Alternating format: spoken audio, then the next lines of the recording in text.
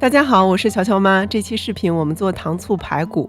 先说说怎么选排骨。上面这块排骨是靠近脊柱的，临近里脊肉的部分，因此它的肉质厚实偏瘦。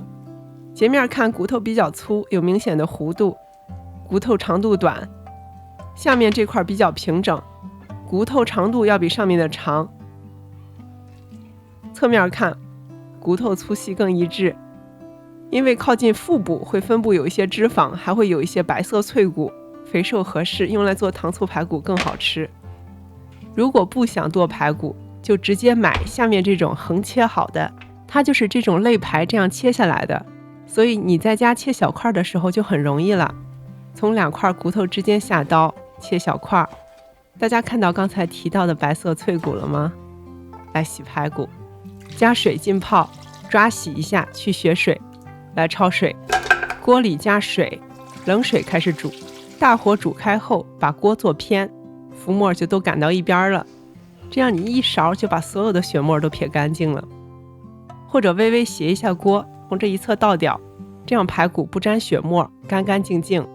准备一些葱姜蒜，一部分冰糖捣碎，热锅凉油，下碎冰糖，小火炒糖色，不断翻拌。变琥珀色冒小泡的时候下排骨，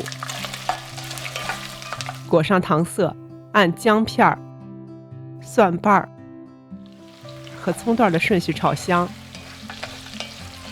添热水，基本没过排骨。烧开，沿锅沿撒入花雕酒、生抽、老抽、冰糖，敲不敲碎都行。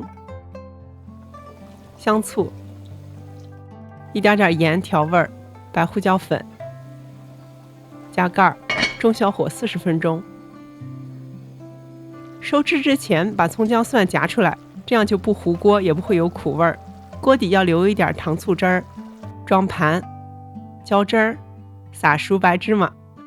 红亮的颜色主要是糖色的贡献，肉酥脱骨，酸甜回味。谢谢大家收看。欢迎您点赞和订阅我的频道，咱们下期见。